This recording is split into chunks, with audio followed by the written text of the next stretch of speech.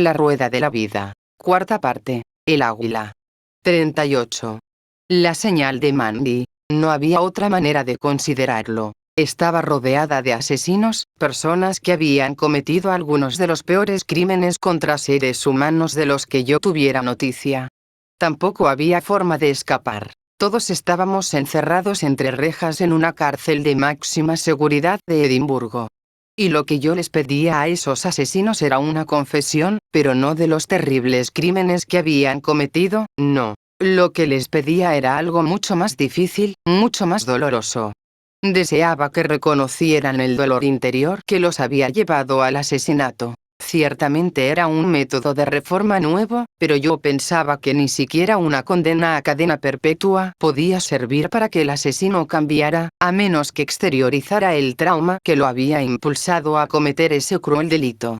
Esa era también la teoría que respaldaba mis seminarios. En 1991 propuse a numerosas cárceles, muchas de Estados Unidos, organizar un seminario entre rejas y solo esa cárcel escocesa aceptó mis condiciones. Que la mitad de los participantes en el seminario fueran reclusos y la otra mitad funcionarios de la cárcel. Resultaría, basándome en mi experiencia, no me cabía duda. Durante una semana entera, vivimos todos en la cárcel, comimos la misma comida de los reclusos, dormimos en los mismos camastros duros, todos se ducharon en las mismas duchas, yo no, prefería apestar que congelarme, y estuvimos encerrados con llave por la noche. Al final del primer día ya la mayoría de los reclusos había explicado por qué habían sido encarcelados, e incluso a los más empedernidos les corrían las lágrimas por las mejillas. Durante el resto de la semana casi todos contaron historias de infancias marcadas por abusos sexuales y emocionales. Pero no eran los reclusos los únicos que contaban historias. Después de que la directora de la cárcel, mujer de aspecto frágil, contara ante los reclusos y los guardias un problema íntimo que había tenido en su juventud, un lazo de intimidad emocional se creó en el grupo. Pese a sus diferencias, de pronto nacieron entre ellos auténtica compasión, simpatía y cariño. Al final de la semana, todos reconocieron lo que yo había descubierto hacía mucho tiempo, que, como verdaderos hermanos y hermanas, todos estamos unidos por el dolor y solo existimos para soportar penurias y crecer espiritualmente. Mientras que los reclusos recibieron esa paz que les permitiría vivir el resto de su existencia entre rejas, yo fui recompensada con la mejor comida suiza que he probado en el extranjero y una conmovedora melodía de despedida tocada por un gaitero escocés. Tal vez sería la única vez que los reclusos iban a oír música semejante dentro de esas paredes. Yo confiaba en que eso estimulara la instauración de programas similares en las superatiborradas cárceles de Estados Unidos, donde no se presta ninguna atención a la curación. Aunque la gente se reía de esos objetivos, considerándolos poco realistas, sin embargo se daban muchos logros que parecían incluso más imposibles, de no haber sido por el hecho de que muchas personas se habían comprometido a cambiar la sociedad. Tal vez el mejor ejemplo de ello fue el de Sudáfrica, donde el represivo sistema del apartheid estaba siendo reemplazado por una democracia multirracial. Durante años había declinado dar seminarios en Sudáfrica a menos que me garantizaran que habría participantes negros y blancos. Por fin, en 1992, 2 años después de que Nelson Mandela, el líder del Congreso Nacional, fuera liberado de la cárcel, me prometieron una mezcla racial bajo el mismo techo, y entonces acepté ir. Aunque eso no era seguir exactamente los pasos de Albert Schweitzer, que hacía 55 años me había inspirado la idea de ser médico, de todos modos significó hacer realidad un sueño de toda mi vida. Ese seminario, que constituyó un gran éxito al establecer una comprensión de la humanidad basada en las similitudes y no en las diferencias entre las personas, me demostró que había conseguido algo importante en mi vida. A mis 66 años había dirigido seminarios en todos los continentes del mundo. Después participé en Johannesburgo en una manifestación de apoyo a una transición pacífica a un gobierno multirracial. Pero era igual que estuviera en Johannesburgo o en Chicago, porque todo destino lleva por el mismo camino: crecimiento, amor y servicio. Estar ahí simplemente reforzaba mi sensación de haber llegado. Pero después llegó un suceso triste, una despedida. Manny, que ya había sobrevivido a una operación de bypass triple, se sintió muy debilitado cuando comenzó a fallarle el corazón. Temiendo que no pudiera resistir otro duro invierno en Chicago, lo insté a trasladarse a Scottsdale, en Arizona, donde el clima es más templado. Afortunadamente me hizo caso.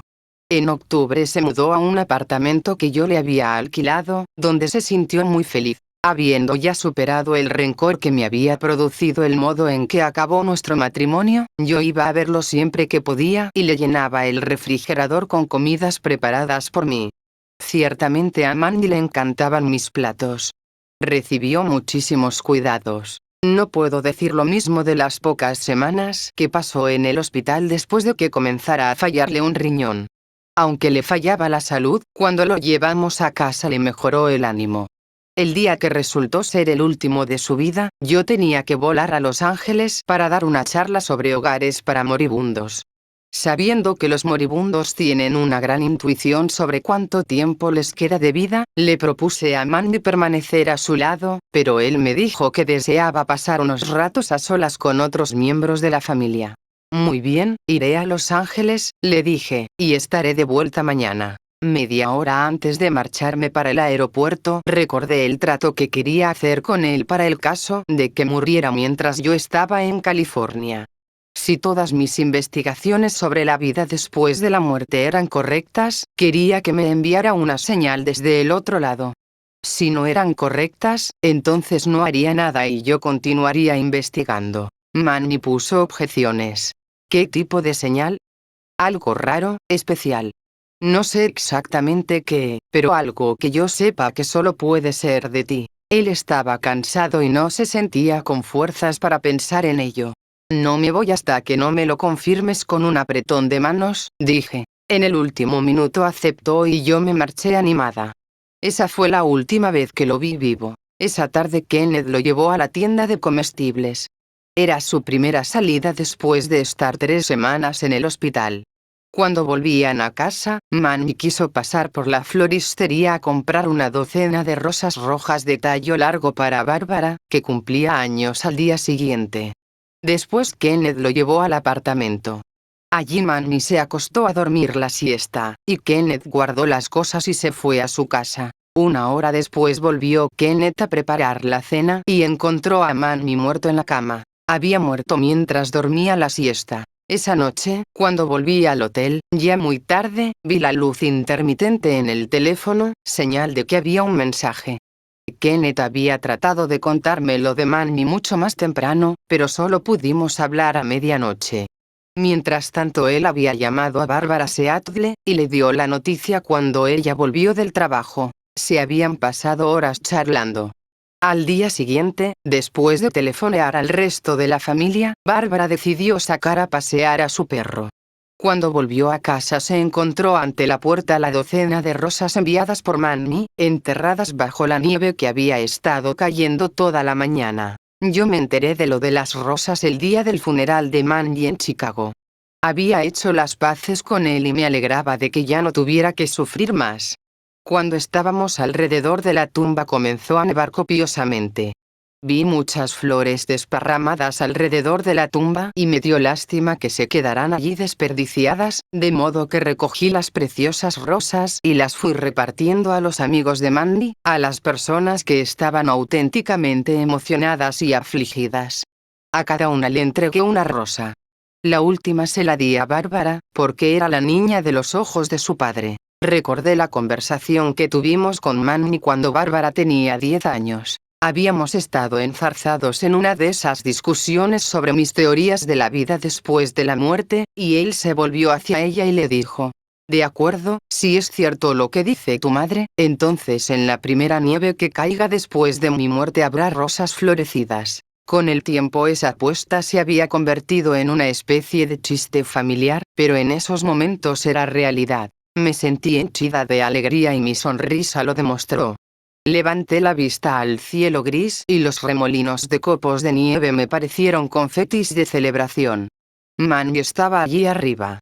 Sí, allí estaban mis dos más grandes escépticos, riendo juntos. Yo también me eché a reír. Gracias, dije, levantando los ojos hacia Mandy, gracias por confirmarlo.